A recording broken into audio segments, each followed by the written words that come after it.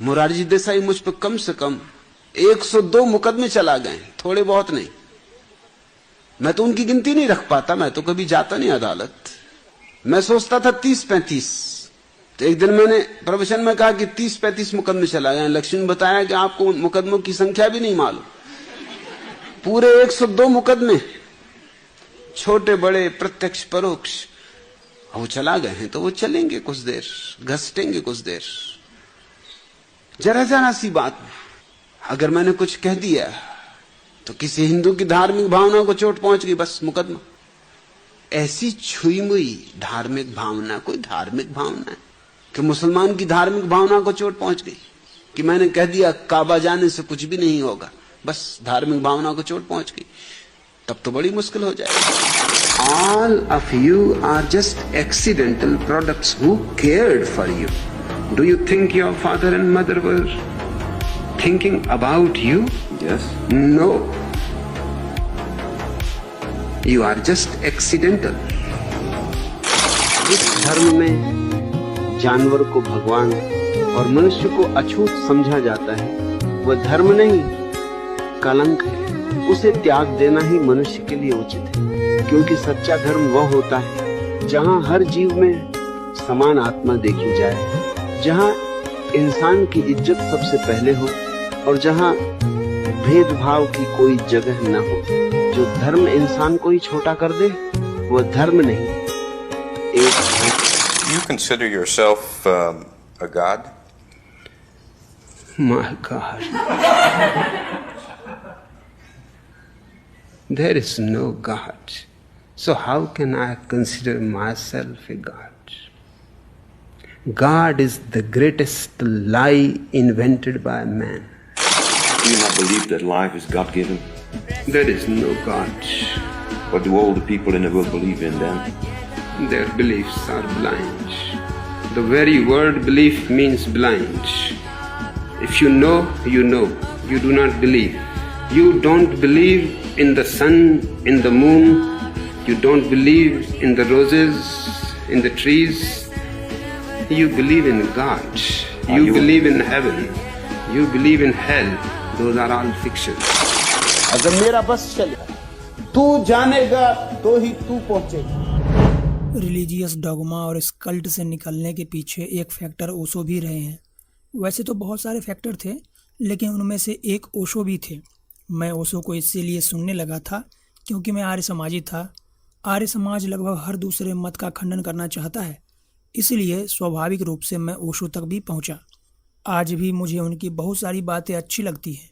उनकी कई बातें तार्किक लगती हैं, लगता है कि समाज के लिए भी बेहतर है। हाँ, इसका मतलब यह बिल्कुल नहीं है कि मैं उनकी हर बात से सहमत हूँ। ओशो की बहुत सी बातें मुझे एब्सर्ड लगती है, कुछ इलॉजिकल लगती है, कुछ तो बिल्कुल ही नॉनसेंस लगती है। लेकिन किसी विचारक की असली परीक्षा इस बात से नहीं होती कि उसकी हर बात सही है या नहीं, बल्कि इस बात से होती है कि वह तुम्हें सोचने के लिए मजबूर करता है या नहीं। मेरे लिए ओशो की यही सबसे बड़ी ताकत है। उन्हें सुनने के बाद कम से कम एक चीज़ जरूर होती है, तुम किसी भी किताब पर आंख बंद करके भरोसा नहीं करोगे। मेरे पास एक दफा जैन साधुआं मिलने आई, उनके पैर में फफोले घाव, उन पर वो कपड़े बांधे हुए, कपड़े भी उन्होंने इस तरह से बांधे हुए कि करीब करीब जूते का काम दे रहे हैं। मैंने कही मतलब क्या है, फिर जूते में क्या हर्ज है? इतना चिंधियां बांधी हैं कि वो करीब करीब जूते का काम ले रही हैं उन चिंधियों से। इतनी गंदी चिंदियां ढोने की बजाय कपड़े के जूते में क्या हर्ज? उन्होंने कहा आप कहते हैं तो हम भी समझते, मगर शास्त्र में नहीं लिखा है। तो मैंने कहा शास्त्र में लिख लो, शास्त्र का कोई शास्त्र क्या रोक सकता है?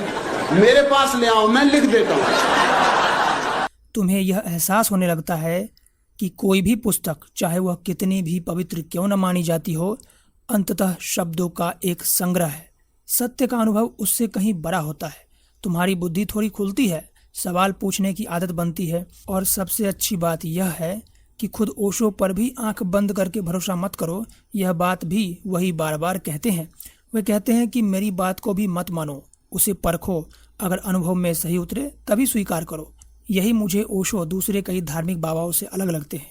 अधिकांश लोग चाहते हैं कि उनके अनुयायी उनके बात को अंतिम सत्य मान ले। लेकिन ओशो कम से कम अपने शब्दों में बार बार यह कहते हैं कि किसी को भी अंतिम सत्य मत बना दो, क्योंकि जिस दिन कोई व्यक्ति अंतिम सत्य बन गया उसी दिन खोज समाप्त हो जाती है और डॉगमा शुरू हो जाता है। जहाँ प्रश्न मर जाते हैं वहीं से पंथ जन्म लेते हैं।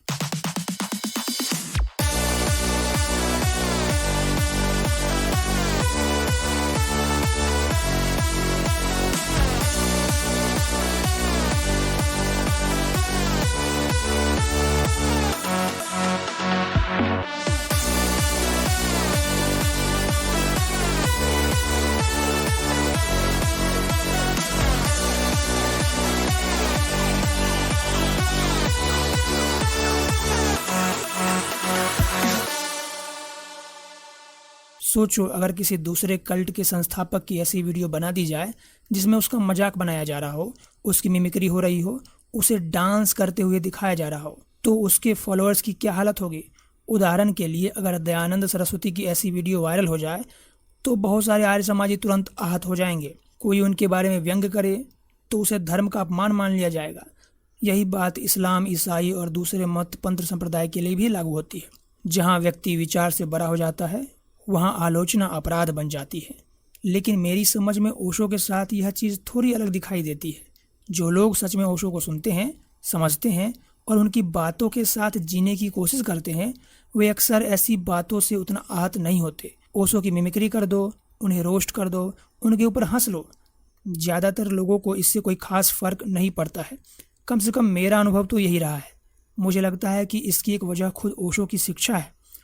उन्होंने अपने सुनने वालों को कम से कम इतना ज़रूर सिखाया है कि व्यक्ति की मूर्ति मत बनाओ। व्यक्ति से ज़्यादा महत्वपूर्ण उसकी बात है और बात से भी ज़्यादा महत्वपूर्ण तुम्हारा अपना अनुभव है। अगर बात सही लगे तो स्वीकार करो, गलत लगे तो छोड़ दो।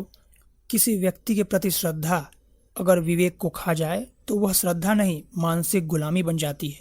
मेरे लिए ओशो की सबसे बड़ी बात यही है, जरूरी नहीं कि उनकी हर बात सही हो।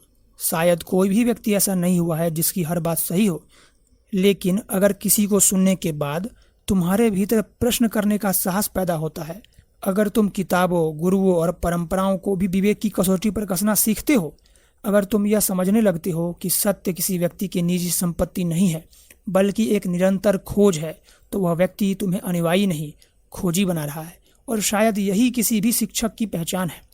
वह अपने पीछे भीड़ नहीं छोड़ता, स्वतंत्र मन छोड़ता है। वह अनुयायी नहीं बनाता बल्कि ऐसे लोगों को तैयार करता है जो एक दिन उससे भी असहमत होने का साहस रखते हैं, क्योंकि जहाँ असहमति की स्वतंत्रता नहीं है वहाँ प्रेम भी नहीं है, केवल भय होता है। और जहाँ भय है वहाँ पर तार्किकता समाप्त हो जाती है, प्रश्न मर जाते हैं। I am against prayer because I am against begging. I am against prayer because there is nobody in the sky to answer your prayer. You are simply wasting your time.